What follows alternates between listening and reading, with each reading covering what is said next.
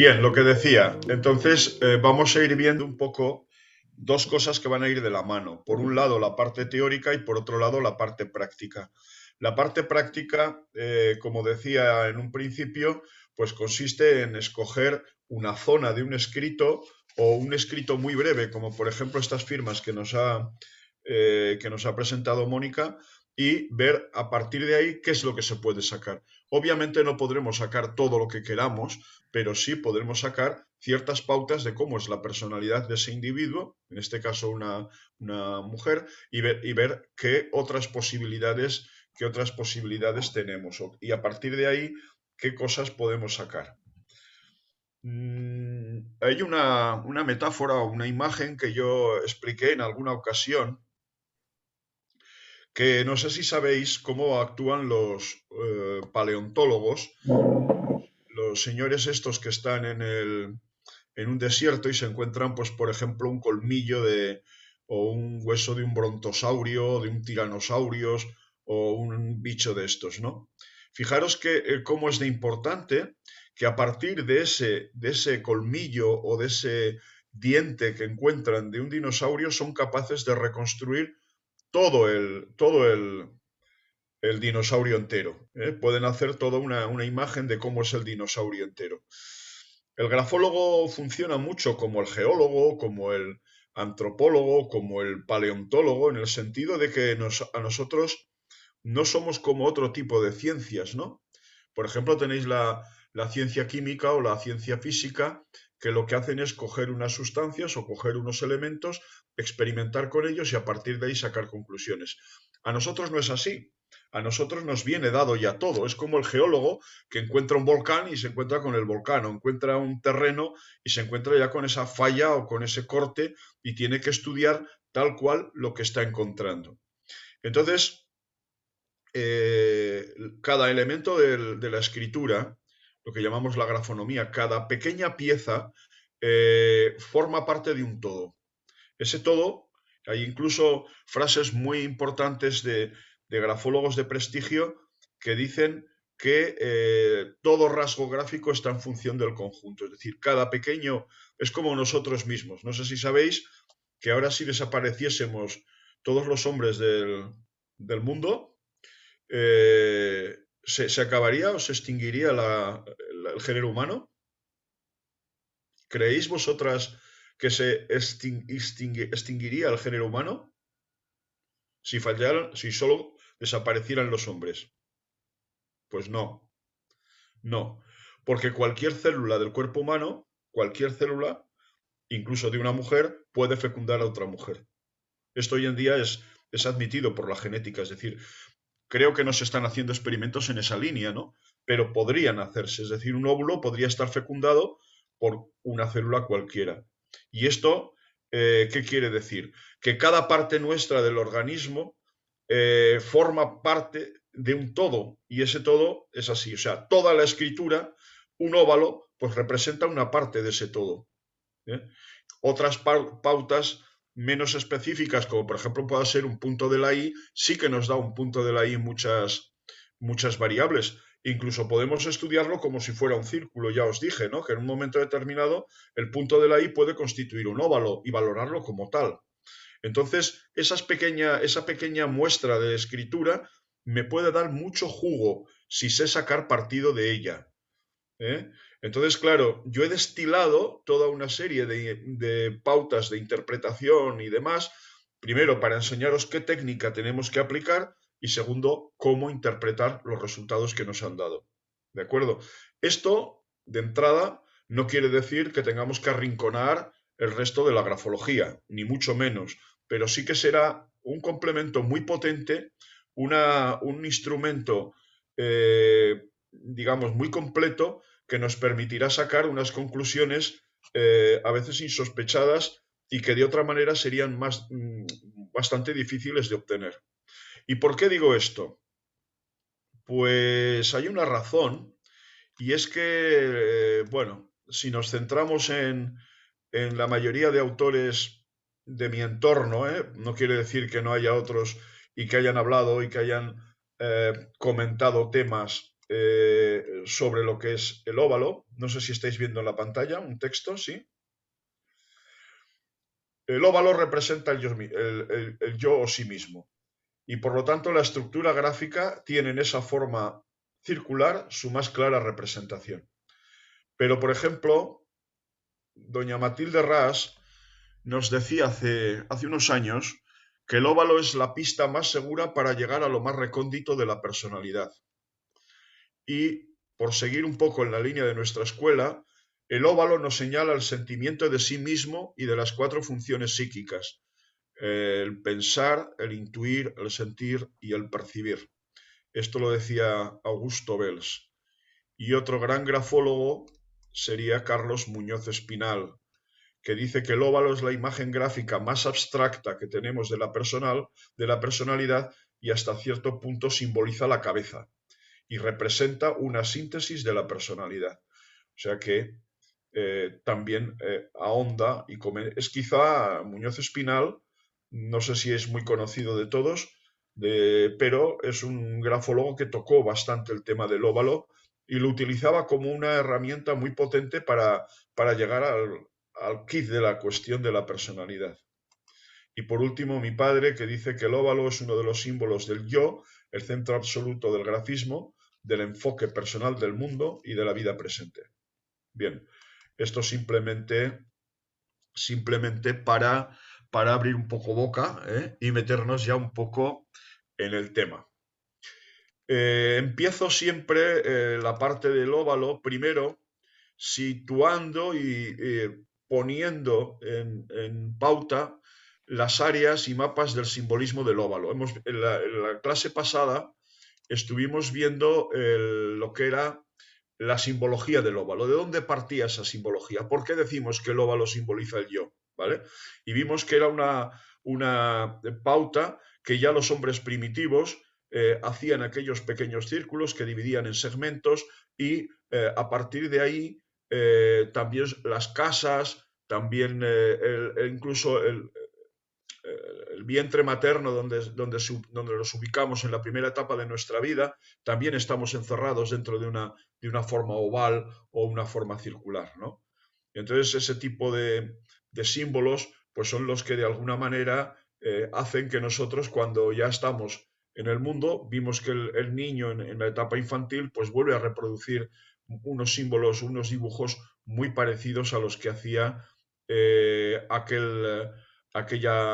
aquellos hombres primitivos, ¿vale? Aquí tenemos la imagen del óvalo y tendríamos 4 grandes áreas, 4 grandes zonas. La zona superior sería la zona ideal del yo, la zona de la derecha del óvalo sería lo externo al yo, el centro del yo estaría en el medio y a la izquierda estaría lo interno al yo, mientras que la parte material estaría en la parte inferior. ¿eh? Esto es así, y entonces yo me puedo encontrar, pues por ejemplo, con un óvalo que tenga, por ejemplo, una abertura hacia el exterior, por ejemplo, o bien se cierre a lo material, ¿no? Y se cierre por abajo.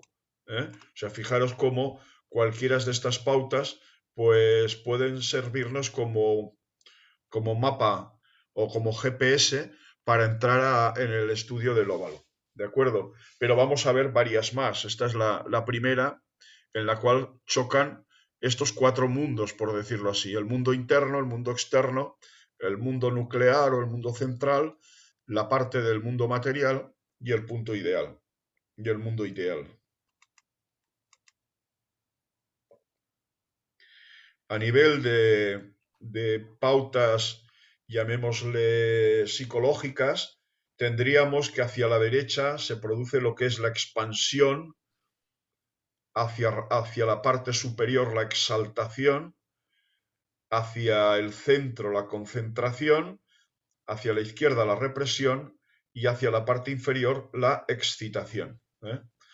Aunque toméis notas de esto, luego tendréis imágenes de esto, o sea que no hay. Si no cogéis algo, no os preocupéis.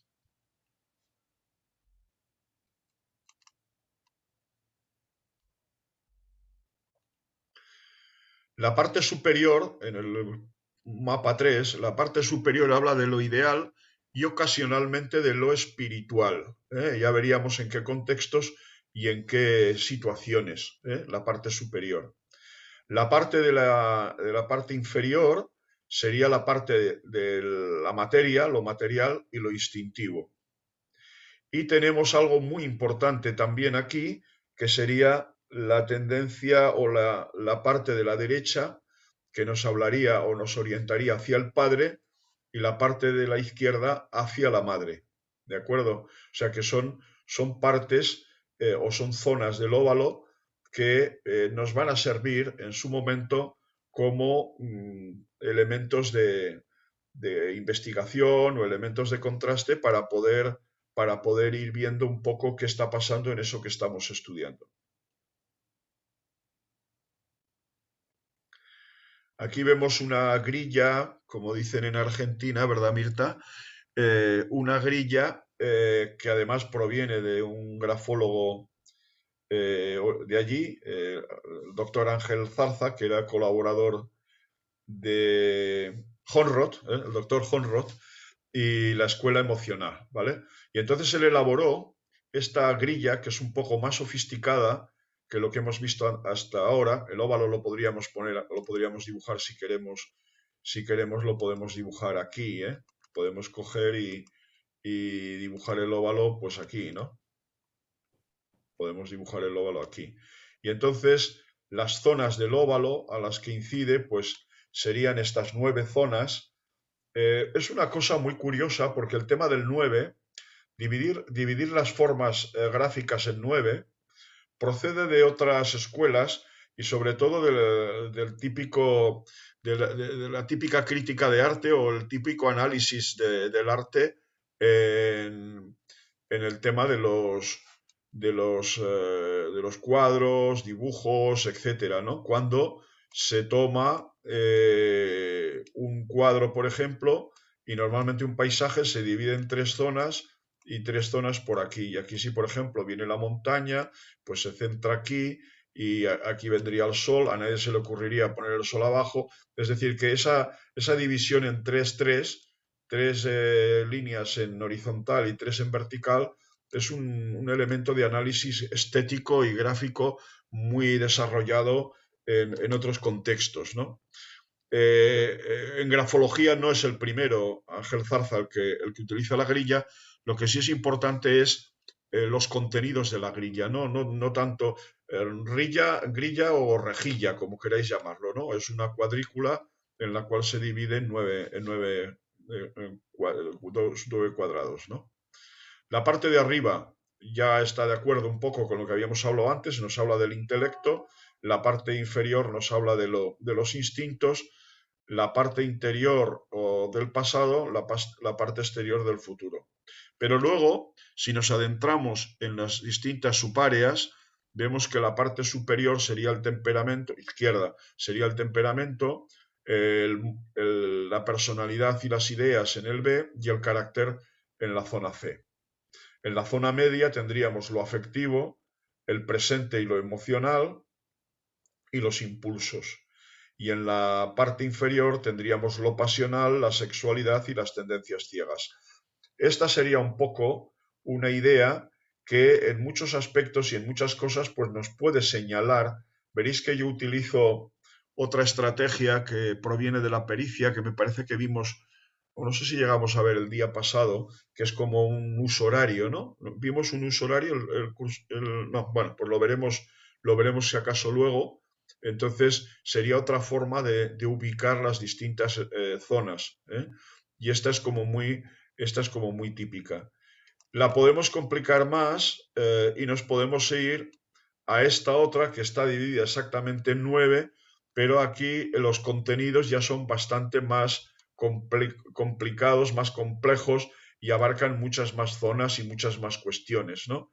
Entonces, bueno, quizá tenga que ver el temperamento con la inhibición, la pasividad, la soledad, el orgullo, y bueno, son muchos más elementos que están en discordia. Vienen a ser lo mismo, ¿no? La izquierda sería la introversión, la derecha la extraversión, la parte superior el super yo y el ello, En fin, estarían los elementos colocados en un lugar o en otro. Veréis que esto luego tiene mucha utilidad cuando estemos trabajando con un óvalo concreto y no sepamos en qué digamos, pauta situarlo o en qué pauta tomarlo en consideración.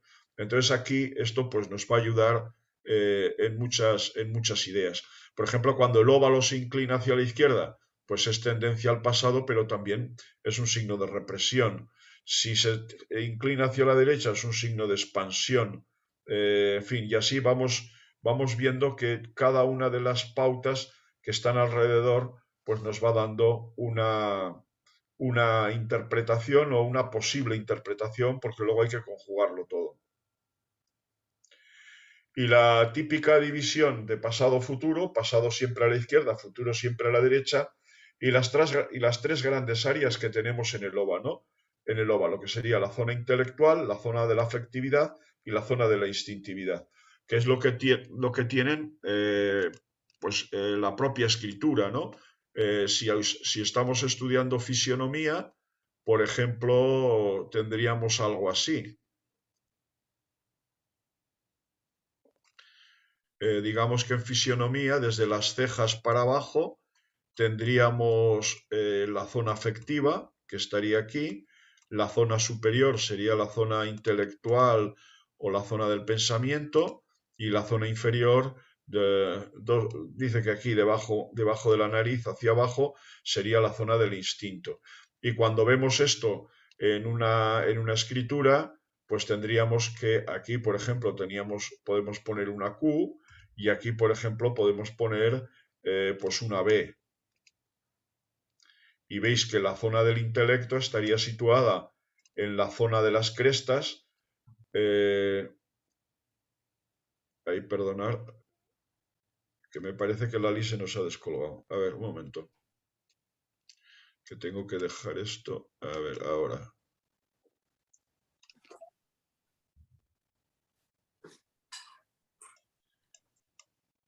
Bueno, tú no te preocupes, Lali? Lo siento, es Nada, que que no te preocupes. Yo cuando vea que entras te pongo y ya está, ¿vale? gracias. Nada. Pues como iba diciendo, ¿no? La zona de las crestas representaría el mundo de la instintividad, la zona, perdón, la zona intelectual, la parte de los pies sería la zona intelectual, ¿eh? Y la afectividad estaría justo en el óvalo, en la parte central, o en la zona media del escrito, en este caso la parte de la B, ¿eh? Y eso tiene una correspondencia pues con el rostro, o si queréis y lo hacemos todavía más claro, como veíamos me parece el otro día, pues tendríamos también aquí eh, el cuerpo humano, bueno, esto quizá más bajo, y aquí tendríamos hasta la cabeza tendríamos la zona del intelecto, hasta el ombligo tendríamos la zona de la afectividad, y la parte del ombligo para abajo, piernas y demás, tendríamos la zona de la instintividad, ¿eh? O sea que estos serían un poco los, los elementos, los elementos que confluyen un poco ahí. Entonces, ¿qué sucedería en un óvalo, por ejemplo, que tuviera una zona para arriba más elevada, la zona media, la zona inferior, o un óvalo que fuera con la zona inferior, pues fuera más desarrollado? Es decir, habría que ver si ese óvalo tiene una forma de bombilla, una forma de pera, o qué otras modificaciones hay, para ver si la zona superior, la zona media o la zona inferior de alguna manera tienen alguna importancia. Esto lo veremos porque una de las pautas que tocaremos es el tema de las zonas en el óvalo. Y según las zonas en las que están simbólicamente determinadas cuestiones, pues a partir de ahí ya empezamos a ver un poco cuestiones básicas. Y bueno, aquí también hay otra frase que publiqué en algún momento dentro de la estructura gráfica del óvalo. Expresa la síntesis del espíritu humano. Se expresa dentro de la estructura gráfica, el óvalo expresa, dentro de la estructura gráfica, coma, el óvalo, coma, expresa la síntesis del espíritu humano, que sería un poco esa idea. Y como es la parte del núcleo del individuo, como veíamos el otro día, pues es una parte que es siempre muy directa y automáticamente a partir de ahí las interpretaciones que eso van a surgir de ahí nos van a dar ya una descripción muy en el corazón, por decirlo así, o en el centro del individuo, que luego va a ser válido para cualquier estudio que hagamos. No quiere esto decir que haya que desatender todo lo demás, pero sí que nos va a confirmar o nos va a mostrar algunas de esas cosas eh, que nos está diciendo esa parte sustancial del individuo. Bien, esta primera etapa, hasta aquí llegamos, bueno, primero hicimos lo que es la presentación, luego vimos la definición y la simbología, y ahora nos vamos a centrar en la parte principal, que es la parte de la grafonomía. Es decir, la parte de la grafonomía será la parte de los determinados signos gráficos, y vamos a ir viendo pues unos cuantos de esos signos gráficos. Vamos a ver en realidad todos, pero poco a poco vamos a ir haciendo como primera introducción entre hoy y el próximo jueves, veremos la parte más importante, porque os voy a mostrar para que veáis cuántos signos podemos encontrarnos, cuántos signos podemos encontrarnos cuando estamos trabajando el tema del óvalo.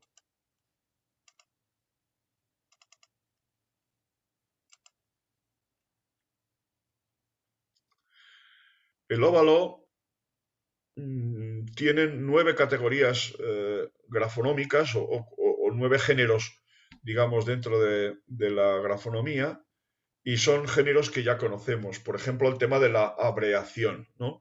Óvalos abiertos o óvalos cerrados o óvalos rellenos. Son las tres pautas, que los tenemos más o menos puestos aquí. En total veis que serían unas 17 variables, ¿no? Los óvalos abiertos en general, abiertos por arriba por la derecha, abiertos por la izquierda, abiertos por la izquierda pero con un bucle a la derecha, abiertos por abajo, en fin. Ahora no me voy a entretener en ir uno por uno, pero quiero que os quedéis con la primera pauta, ¿no? La primera pauta es la abreación, que sería el óvalo abierto o el óvalo cerrado.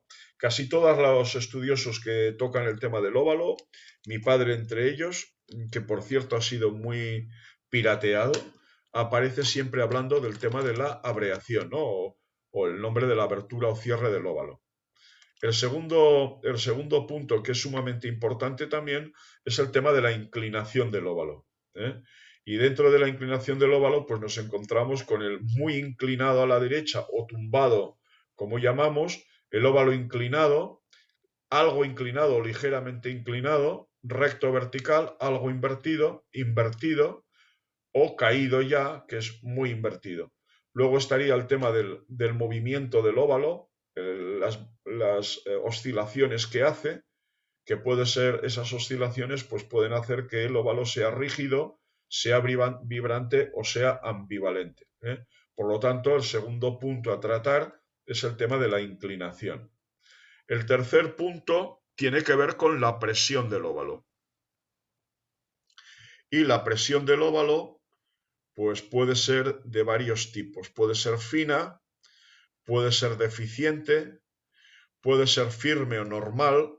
Hoy en día, cuando todo el mundo utiliza un bolígrafo de este estilo, que tiene un tamaño ya de bola más o menos estándar, prácticamente eso de encontrarse con presiones, no, había una distinción entre firme y normal.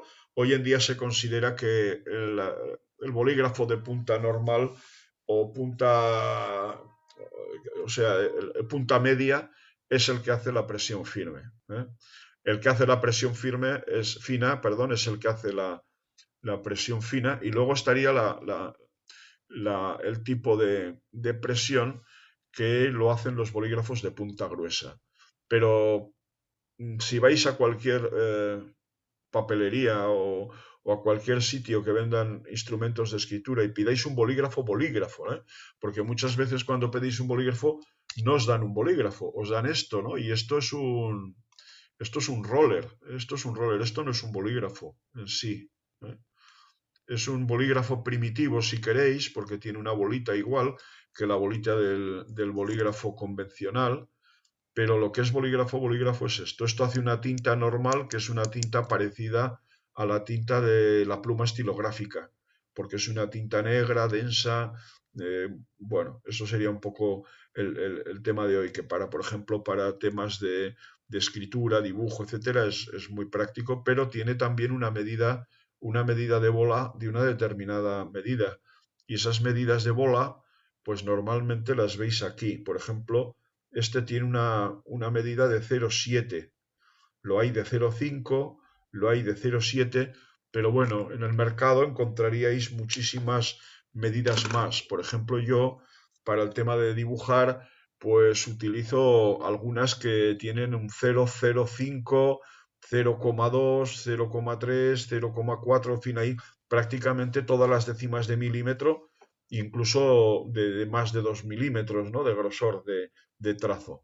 Pero bueno, ese tipo de instrumentos para lo que a nosotros nos interesa, poco nos van a decir de la presión, porque la presión, como sabéis, la tenemos que palpar y la tenemos que ver con la hendidura que hace el útil sobre el papel, ¿eh? O sea, tenemos que verla de, eh, con un instrumento que realmente deje una huella en el papel, no con un instrumento como el rotulador, por ejemplo. Conoceréis los rotuladores estos de punta de fieltro, que son aquellos rotuladores que cuando escribes con ellos, bueno, pues puedes encontrar todos los anchos. Y allí, por ejemplo, no puedes juzgar la presión de una manera correcta con ese tipo de instrumentos, ¿vale? Dime, Lali. Germán, una pregunta. Claro, cuando no puedes evaluar la presión, ¿qué haces? Porque yo, por ejemplo, recibo la mayoría de escritos digital, Escaneados, escaneados. claro. Entonces la presión Sí. es muy difícil de No, valorar. Sí no que tanto.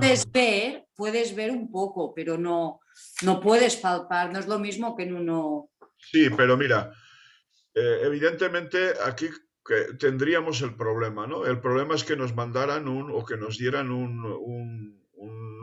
nos hicieran con un rotulador, por ejemplo, un estudio clave que hicimos, no sé si fue el curso pasado o a primeros de este, fue el tema del señor Trump, ¿no?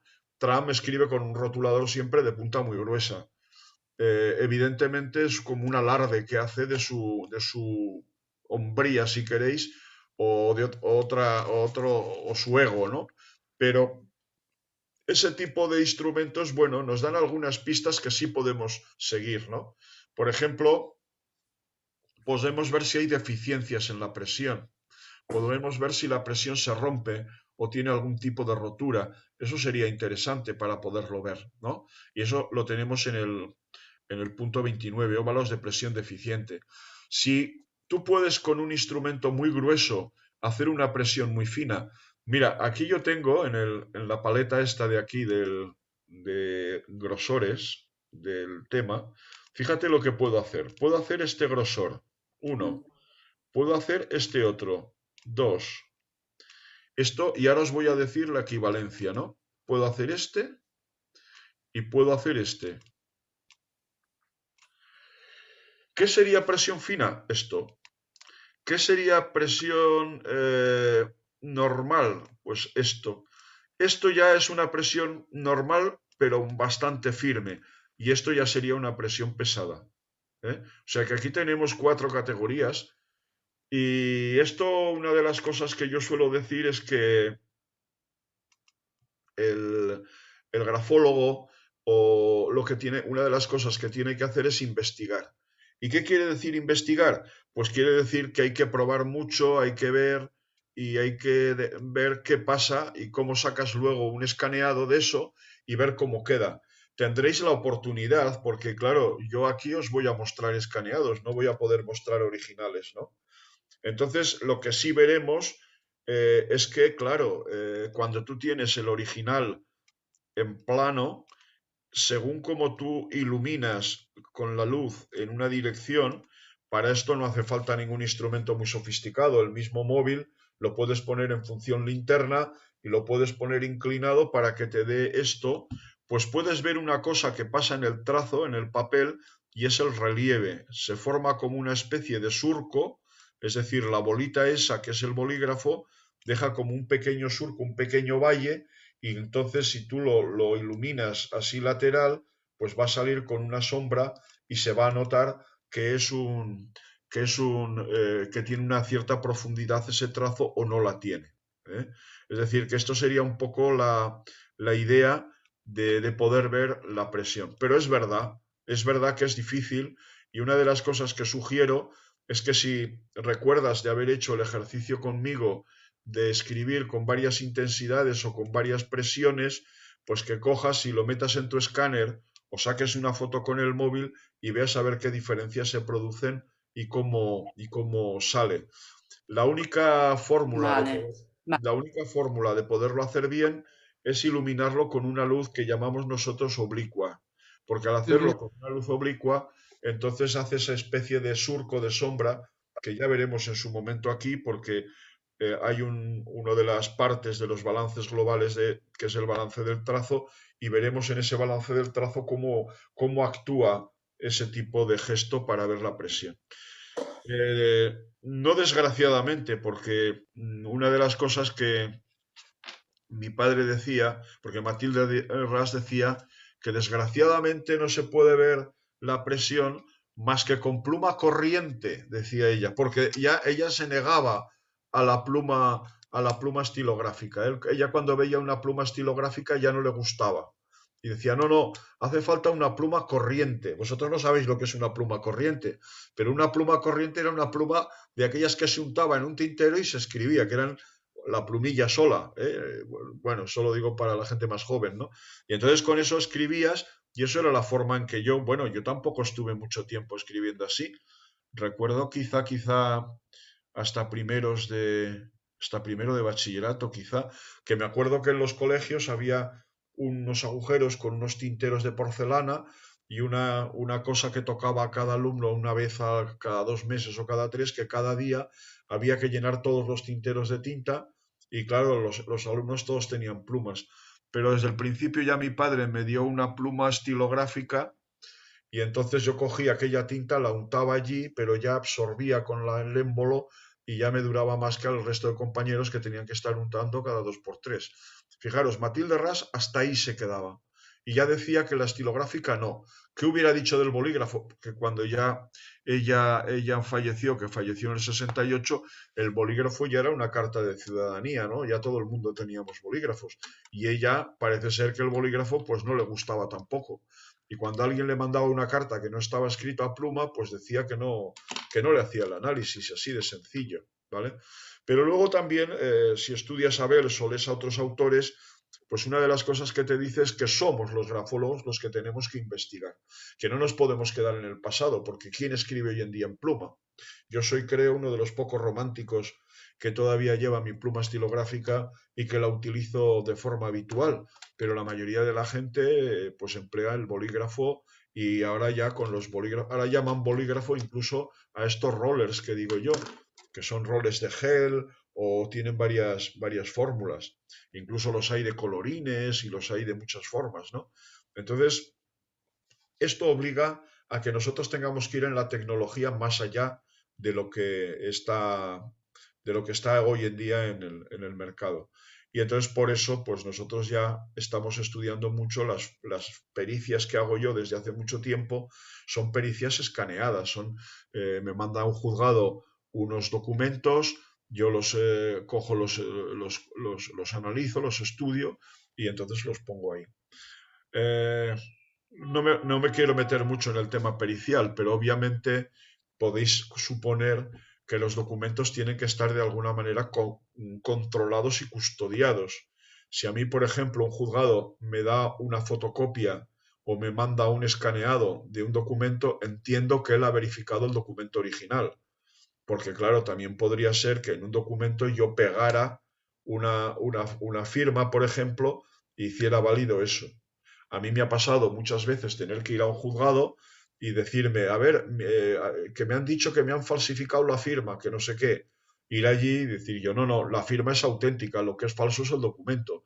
Porque yo puedo coger, incluso fíjate, con el móvil, sacas una foto, porque sabéis que el móvil tiene una función que es escanear, no sé si lo sabéis. ¿Os suena? No parezco que os veo muy convencidas. Sí, sí. Sí. Entonces tú cuando tienes este escaneado ¿cómo se llama? Con el móvil, tú esa foto la coges y es tan simple como coger la imagen, ponerla en el PDF, vas a la firma en PDF y dices firmar y colocas la firma allí y ya está, ya tienes una firma aparentemente válida. ¿Eh? Sin embargo, claro, eso tiene que estar controlado por algo y tiene que haber alguien que lo controle. Entonces, por eso hoy en día está proliferándose mucho el tema de las firmas digitales. Habréis oído, ¿no? Firmas digitales. No sé si tenéis alguna vosotros. ¿Tenéis firma digital? ¿Tú sí, Maribel? ¿De qué? ¿Del DNI? No te oigo. No te oímos. Ahora, pone mi nombre y el DNI. Y es la firma que tengo para los documentos que me piden en el ayuntamiento y todo eso está registrada. Ya. Todo lo oficial lo puedo firmar Con la así, digital. con la digital, sí. Bueno, yo me acuerdo que cuando salió lo de la firma digital, los colegas míos de SIPDO hicieron una aclaración y dijeron que era cuestión de tiempo que también se pudieran falsificar las firmas digitales. O sea que cada vez que hay algo, pues realmente los falsificadores o ¿cómo los llaman estos? Los hackers, enseguida conseguirían también alguna manera de poderlo falsificar. Bien, sea de una manera o sea de otra, siempre el documento que nosotros tenemos que analizar tiene que estar de alguna forma controlado, ¿vale? Porque, por ejemplo, ahora a mí Mónica me pasa una firma, dos firmas de una persona, ¿no? Entonces yo estas firmas de esta persona, me dice ella que es de tal persona. Yo no sé el tema. Yo me lo creo, pero claro, esto no es suficiente porque si hay que demostrarlo delante de un juzgado, por ejemplo, tiene que haber un atestado de la documentación original. Si tú a mí me muestras tu DNI y el DNI coincide con esta firma, entonces yo podré garantizar y asegurar que está hecho con esa firma. ¿De acuerdo? Incluso tengo un alumno que hizo conmigo pericia que se dedica un poco a ese tema, a autentificar firmas, ¿no? Y entonces le vienen con una firma y dice, ¿esta firma es la misma? Pues mira el DNI, mira lo otro, pim, pim, y dice sí o no, ¿entendéis? O sea que eso está un poco por ahí. Bueno, la presión es un tema siempre muy delicado, y en el óvalo, pues por lo mismo también lo es. Entonces vamos a ver realmente cómo solventar ese tema y cómo verlo en las distintas muestras que tenemos. Porque si las muestras están bien hechas, la fotografía está bien hecha y se ve los grosores o ¿cómo se llama? Las recargas o las deficiencias en la presión, pues entonces sí que se puede hacer un estudio bastante más preciso. La siguiente cuestión es la altura del óvalo. El óvalo puede ser alargado hacia arriba o óvalo sobrealzado o puede ser óvalo rebajado. ¿Eh? Y óvalo rebajado normalmente coincide con que es muy ancho y que es aplastado además. Es un óvalo que se extiende más en horizontal y el sobrealzado es un óvalo que se extiende más en vertical. Luego tenemos otro tema muy típico del óvalo, que es el tema de la angulación, es decir, los ángulos presentes en el óvalo. Y nos podemos encontrar con ángulos de un tipo determinado, esto procede de la escuela italiana del padre Moretti, que habla de ángulos A, ángulos B y ángulos C. El ángulo A es cuando en un óvalo nos encontramos arriba, de todas maneras esto lo veremos con imágenes de óvalos reales, ¿no? Pero bueno, por ejemplo, esto sería un óvalo A, ¿eh? Sería un ángulo en la parte de arriba y curva abajo. Y ángulo B sería justo a la inversa, como una gota de agua que cae para abajo, sería el ángulo A arriba y este sería el ángulo A abajo. Luego tenemos el ángulo B, que es cuando dentro de un mismo óvalo tenemos dos o más ángulos, un ángulo arriba y un ángulo abajo. Y existe también otra variable que es el ángulo C, que es cuando encontramos dentro de un mismo escrito o incluso dentro de una misma línea, encontramos ángulos A y ángulos B combinados. Es decir, que hay unos ángulos que una vez tienen el ángulo arriba o abajo y tienen dos ángulos o más. Y entonces eso es lo que denominamos ángulos C. Luego tenemos también la posibilidad de encontrarnos con ángulos en el interior del óvalo. Por ejemplo, imaginaros un óvalo que empieza así y que tiene un ángulo en el interior, o ángulos en el inicio, que aquí serían el inicio, pero también puede ser ángulos al final. Cuando termina el óvalo, termina con un ángulo también, con un arpón o con un ángulo en el inicio o en el final. Este sería otro punto, el tema de la angulación.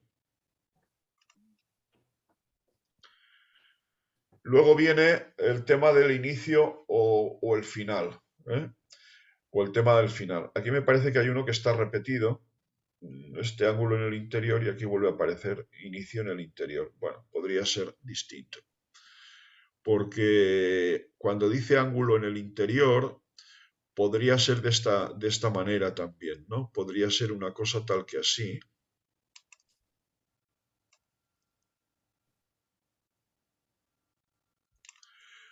Por ejemplo, que no fuera que pinchara, sino que tuviera un ángulo en el interior. Esto sería este. Y en el otro, en la otra categoría, inicio en el interior, es cuando el óvalo, ahí, cuando el óvalo nace de dentro. Ahí. Es que cuando uso el lápiz no puedo, es complicado. Aquí. El óvalo nace en el interior, empieza aquí y nace en el interior. Pero cuando nace con un ángulo es que tiene como un pequeño arpón, ¿vale? Luego puedo tener el óvalo con un inicio largo o con un inicio corto. Es decir, que no hay ningún trazo aquí. Luego puede ser que termine arriba, para arriba, o que termine para abajo como si fuera una A. O termine así. Más bien como o termine a la derecha el óvalo, que suele ser lo normal, o incluso una O que termine así a la derecha. En forma de A sería más bien de esta manera, que baja y que luego avanza hacia aquí. Ya veremos esto aquí o así en curva, pero con avanza hacia la derecha. Y luego que vaya o que termine hacia la izquierda, que es cuando termina hacia allá, que gira hacia la izquierda. Esto sería inicio-final. Luego otra pauta sería la forma. Y dentro de la forma, pues nos encontramos con dos categorías muy típicas, que es el óvalo disminuido, por ejemplo, así, un óvalo pequeñito aquí, y que luego tenga otras letras a otro tamaño más grande, y el óvalo disminuido pues quedaría así. Ya veremos algún ejemplo de esto. O los clásicos óvalos inflados de escrituras que tienen una zona única o zona media única. ¿Vale? Luego viene todo un panorama de separaciones de óvalo y palote. ¿Vale? Las separaciones de óvalo-palote, el 53 sería en general, y luego, pues por ejemplo, qué pasa con la A separada del palote, la D separada del palote, la G separada del palote o la Q separada del palote. Dependerá de cada letra, dependerá una interpretación diferente. Todo es lo mismo, separaciones que tendrán una interpretación genérica, pero luego la A, la D, la G y la Q tendrán su propia interpretación. Luego está el óvalo dividido en dos o más partes. A veces es así. Y el óvalo queda en dos segmentos o dos áreas claramente divididas. Tenemos el clásico óvalo en espiral, óvalo que se pincha al final, que se clava, óvalo que tiene dos pinchos, doble pincho, óvalo con doble vuelta, que da dos vueltas, o triple o más vueltas, óvalos inversos que siguen las agujas del reloj. Lo normal en el óvalo es hacer así, pero cuando el óvalo hace al revés, sería cuando hace así. Es decir, que empieza aquí y termina aquí.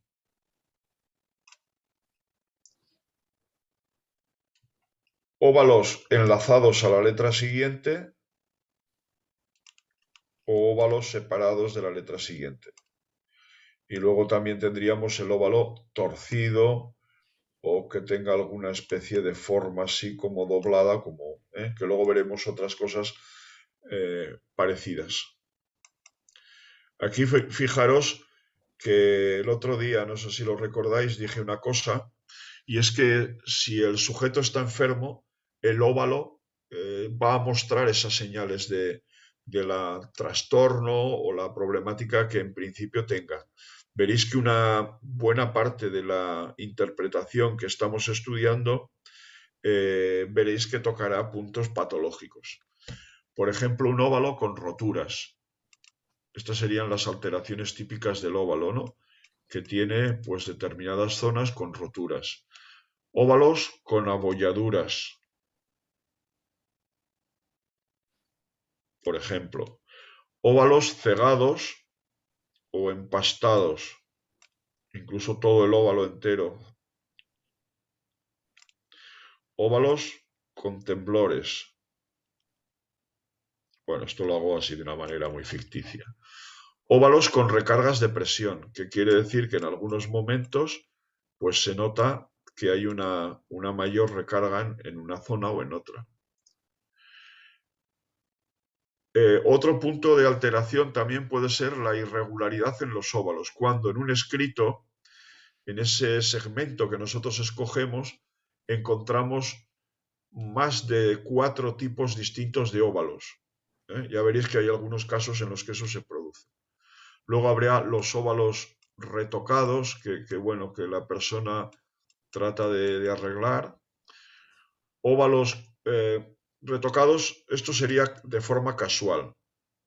Esto tiene una interpretación normalmente positiva. Pero cuando desde el inicio de que uno empieza a escribir, desde la primera letra, nos encontramos con que el señor pues se dedica a coger, señor o señora, claro, todos los óvalos y empieza como a generar o a crear como unos rellenos o unos retoques en cada óvalo, pues entonces ya caeríamos en esta otra categoría de retoques obsesivos. Luego están óvalos con pequeñas detenciones o paradas, que serían, bueno, pues que vas haciendo y en un momento dado te paras y vuelves a seguir y tiras, y entonces ves que hay señales de paradas en algún momento determinado.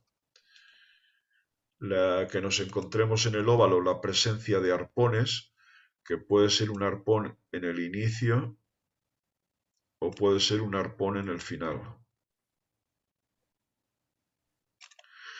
Y podemos encontrarnos la presencia de agujas también en el inicio como en el final. Esto ya no lo puedo hacer porque aquí no me permite hacer el trazo más fino. Podría hacerlo intentándolo falsear, pero luego subir de categoría y no sé si quedará elegante. Bueno, no ha quedado tan mal. El inicio más fino, en punta aguda, eso serían las agujas, y o puede ser al inicio o puede ser al final. Hay una cosa que cuando hemos visto lo de los mapas, os tengo que decir una cosa. En esos mapas que hemos visto así un poco, quizá así de una manera muy rápida, pero volveremos a ellos con más insistencia, os tengo que decir una cosa que es muy importante también, ¿no? Que la zona del inicio y la zona del final, pues la zona del inicio es una zona consciente y la zona del final es una zona inconsciente. Por ejemplo, si yo me encuentro un arpón en la zona del inicio y no lo hay en la zona del final, pues esto es alguien que de alguna manera, de forma consciente, ejecuta algo con agresividad. Pero si resulta que esto es al final, es alguien que lo hace pero no se está dando cuenta, es decir, lo hace de forma inconsciente. ¿De acuerdo?